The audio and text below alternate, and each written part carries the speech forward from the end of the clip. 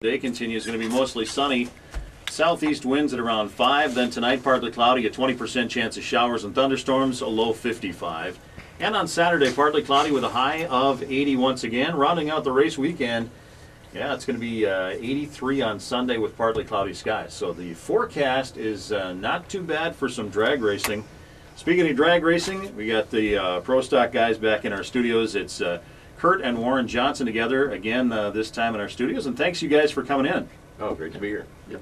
Appreciate you guys coming home for you, Warren. Yeah, actually, it's we make our annual migration up here, and yeah, I'm originally from Minnesota. And yeah, it's always fun to see you guys back in the home state, and things are going pretty well for the Johnson team this year. Not too bad. Could be better, but it could also be worse. We're hanging in there. We got a couple wins this year, so we're pretty pumped up. Tell us about how you feel about the last couple of races, what went wrong, what went right, and let's go from there. Let's start with you, Warren. Well, a lot of things went right, but you know, we survived it. Unfortunately, we dropped out of the top 10, but we're close enough. I think we can get right back in there. Yeah, I think that you guys are right. I mean, the point standings give you every chance in the world to be back in the top 10. Oh yeah, it's the way it is right now. Cars are, you know, so close. It's just one slip up here in the wrong place, you just shoot yourself in the foot, but at the same time it can go the other way just as well.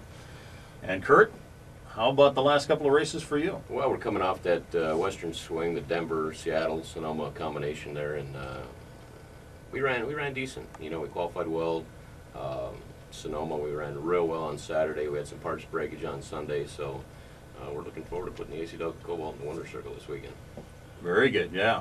I mean, that's kind of the attitude you got to have, right? I mean, you're going for the win every week, but as a team, you guys are building points now. You get to close to this countdown time. You want to both be above in the top 10, right? Right. You need to be above the top 10 to challenge for the championship. You know, any one of those 10 cars, really, you know, in all reality, have a chance to win the championship.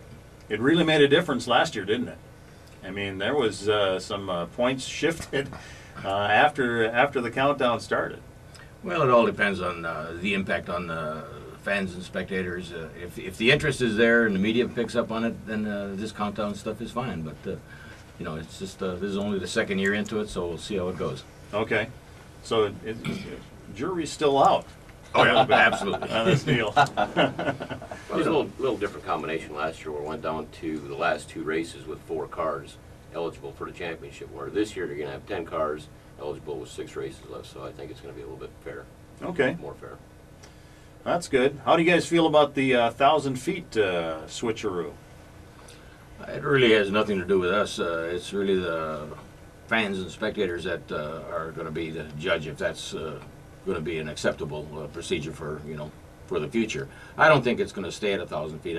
I'm sure that the tech department and NHRA is going to get together and look at what they can do to make these cars safe at the quarter-mile level of competition. You know, they're looking to keep them right just over 300 miles an hour and whatever ET comes out. Because, you know, you got a tire issue, you got track issues, safety being the biggest issue that they're challenged by. So I'm sure there's going to be a lot of adjustments after the end of the season, before next season. All right. Kurt, you have an interesting story with this gentleman that's standing in our studios this morning. You want to tell us that story? Oh, I think we should let Brian tell it. You know, he gave up $9 million to go drag racing. He had a chance in the World Series of Poker. And introduce yourself, sir. My name is Brian Strait. I'm originally from Fridley with Kurt and Warren, and had a chance to play in the World Series of Poker main event. And about the time I qualified for that, Kurt picked up the phone, gave me a call down in Las Vegas, and said, "Hey, can you come give me a hand for a few races?" And there I went. Yeah, so you could have been playing poker. Well, you know, the way I looked at it, I could go play poker pretty much any time, but it's not very often that Kurt picks up the phone and says, "Hey, give me a hand." So, you know, it was an easy decision. That's good. All right, there's some friendship there. That's a long time friends? Yeah, you bet. How long you guys been friends? I think I graduated from Fridley in '81, and Brian graduated in 78. 78, yeah. So since then. Since high school. Yeah, long time. Well, I'm not trying to say you're old or anything. Warren might be saying you're old. I don't know. That's cool. That's a neat story because that's kind of what drag racing is all about, family and friends, isn't it? Oh, definitely. Yeah, it's definitely a family sport. When you look at spectators, you look at the teams, there's a lot of family involved all the way around, and it's been recognized as a family sport. Yeah. When you guys come to Brainerd, you guys get out in the zoo at all? You try to avoid that like the plague. Well, it's a spectacle that you have to observe from a distance, shall we say. We don't bring a camera, put it that way. So you might go, but there's no proof. Oh, I see what's going on. Was that Warren and Kurt? No. No. We were talking about family, Dan. A little family stat there. 132 career wins between these two guys.